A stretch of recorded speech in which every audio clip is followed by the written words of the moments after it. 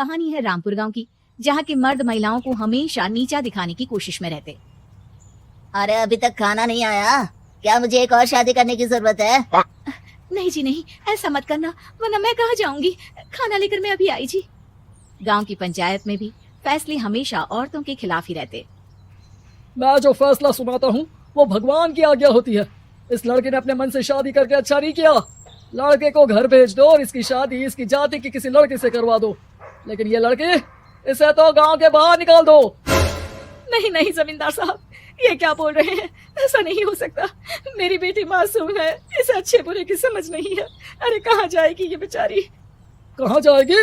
इतनी चिंता है तो पूरे परिवार का गांव निकाला कर देते हैं। बेचारे पूरे बसे बसाए परिवार को गांव छोड़ना पड़ता है। चाहे जो हो, अगर बेटियों को कंट्रोल नहीं कर सकते तो गांव में रहने का कोई मतलब नहीं है। यहाँ औरतों को दब कर रहना होगा। कोई भी अपने हिसाब से कुछ नहीं कर सकता, सब ईश्वर की मर्जी से ही होगा। तभी गांव का एक आदमी दौड़ा दौड़ा आता है। सरपंच साहब, जमींदार साहब, वो कालिया है ना, उसकी बेटी पढ़ने के लिए शहर जा रही है। अच्छा, ये कब हो गया? और कालिया की हिम्मत कैसे हो गई ऐसा करने की? लेकर आओ उसे और उसकी बेटी को। बस फिर क्या था, हाजिर हो जाते हैं कालिया और उसकी बेटी सरपंच के सामने। और कालिया, ये क्या सुनने में आ रहा है? बेटी को इंजीनियर बना रहा है तू? और ये बता, गांव में तो स्कूल नहीं है, फिर कहां से इतनी क्लास पास कर गई तेरी बेटी? राधा, जो कि कालिया की बेटी है, उसे लगता है कि सरपंच उसकी तारीफ कर रहे हैं। सरपंच जी, मैंने ऑनलाइन पढ़ाई की है, डिस्टेंस लर्निंग से। सभी में मैंने अच्छे नंबर पाए हैं, जिसे देखते हुए शहर की इंजीनियरिंग कॉलेज में मुझे स्कॉलरशिप मिली है। वाह जी वाह, क्या होती है ये? पहले तो ये बताओ, फिर आगे की बात करते हैं। पूरा गांव राधा की बात सुन रहा था और राधा बोलती जा रही थी। तो ऐसे मैं फ्री में एक अच्छी शिक्षा लेकर गांव में जो कुछ परेशानियां हैं, जैसे बिजली, पानी और इंटरनेट जैसी समस्याओं के लिए काम करूंगी। मैं गांव को शहर से जोड़ने के लिए पुल का निर्माण करवाने का प्रस्ताव रखूंगी। मुझे पूरी उम्मीद है कि जल्द ही हमारा गांव भी तरक्की की राह पर चल पड़ेगा। राधा की बात सुनकर सारे गांव वाले ताली बजाने लगते हैं।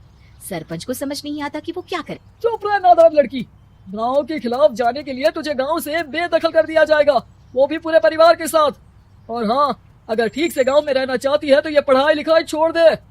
हम तेरे लिए गांव का कोई होनहार लड़का देखेंगे। तभी गांव का एक आदमी बोल पड़ता है। अरे नहीं नहीं सरपंच जी, राधा बिटिया जो बता रही है, अगर वैसा हो जाए तो हम लोगों को पैसा कमाने के लिए बाहर नहीं जाना पड़ेगा। हाँ जी, और ना ही कोसों दूर पानी के लिए भटकना पड़ेगा। हमारे बच्चे भी अच्छी पढ़ाई कर सकेंगे और आगे बढ़ेंगे, ना कि हमारी तरह खेती करते बैठेंगे। क्यों गांव वालों, राधा बिटिया का साथ देना चाहिए ना। सरपंच देखता है कि गांव राधा के साथ है तो वो चुप हो जाता है। वो घर आकर अपने सलाहकार से बात करता है, जो बहुत ही चालाक किस्म का इंसान होता है। अरे सरपंच साहब, आपको बहुत ही होशियारी से काम लेना पड़ेगा। एक बार गांव तरक्की कर गया, यहाँ के बालक पढ़ लिए तो कोई ना पूछेगा आपको। और फिर ये जो बेटा और बेटी है ना आपके, इनको भी आम लोगों की तरह ही जीवन जीना होगा। हाँ, लेकिन करे तो क्या करे? वो ना आप मुझ पर छोड़ दीजिए, बस मैं जैसा बोलूं करते जाइए। अगले रोज सुबह जब गांव वाले सोकर उठते हैं तो राधा के घर के बाहर और साथ ही वो लोग जिन्होंने राधा का सपोर्ट किया था, उनके घर के आगे लाल रंग से कल आऊंगी लिखा होता है। कल आऊंगी, ये क्या होता है? अरे यह तो खून से लिखा है, लगता है कोई भूत प्रेत या चुड़ैल का साया है। चलो सरपंच जी के पास चलते हैं। सभी सरपंच के पास जाकर उसे सारी बात बताते हैं।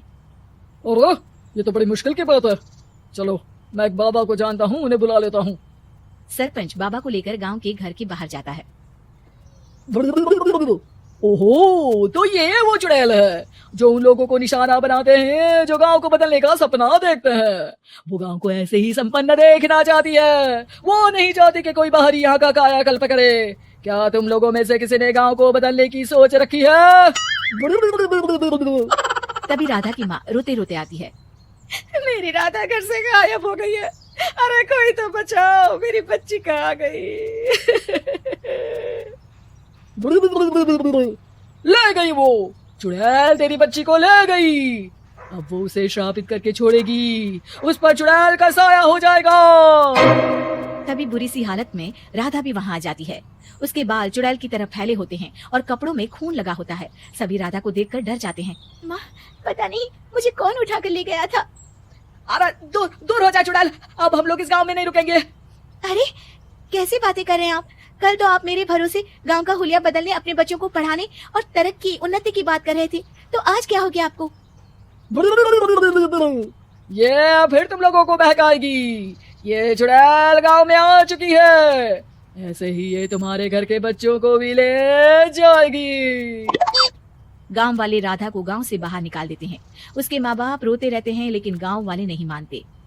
मैं भी अपनी बहन के साथ गांव के बाहर रहूंगा, लेकिन वो पढ़ाई नहीं छोड़ेगी।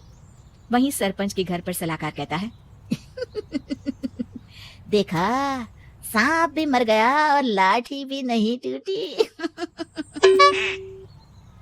लेकिन अगले ही दिन सरपंच के घर के बाहर भी वही शब्द लिखे होते हैं।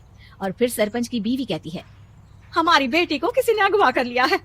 तभी राधा का भाई वहां आ जाता है। अरे गांव वालों, मैंने सरपंच जी की बेटी को देखा था, वो चुड़ैल उसे उठाकर ले जा रही थी। अरे क्या मजाक कर रहे हो? नहीं नहीं सरपंच जी, आप नहीं जानते, वो चुड़ैल अब आपकी बेटी में आ जाएगी, जैसे राधा के अंदर आ गई थी। तभी सरपंच की बेटी वैसी ही हालत में वहां आती है जैसे राधा आई थी। पापा, पता नहीं कैसे मैं गायब हो गई थी। चुड़ैल, इसके अंदर भी चुड़ैल का साया है, मारो इसे। अरे नहीं नहीं, इसे भी राधा के पास गांव के बाहर ही भेज दो। अरे चुप रहो, मेरी बेटी कहीं नहीं जाएगी और चुड़ैल वुड़ैल कुछ नहीं होता है। अरे कैसे बात कर रहे हो सरपंच जी? आप तो बोल रहे थे कि आपका फैसला भगवान का ज्ञान होता है, तो अपने पर बात आई तो अब आप ऐसे बोल रहे हैं। अरे ना ना ना, आपको अपनी बेटी को त्यागना ही होगा। अरे बुलाओ बाबा को। राधा का भाई बाबा को ले आता है, जिसे अब गांव वालों के डर के कारण सच बोलना पड़ता है। मैं कोई बाबा नहीं हूँ, मैं तो मोची था। ये सलाहकार महोदय ने मुझे कहा था एक्टिंग करने को, अब मुझे पैसे देने वाले हैं। अब मुझे माफ कर दो। गलती हो गई, मुझे माफ कर दो। तभी वहां राधा आ जाती है। देखा सरपंच जी, जब गांव के बच्चे साक्षर होंगे तो आप जैसे लोगों की चालाकी नहीं चलेगी।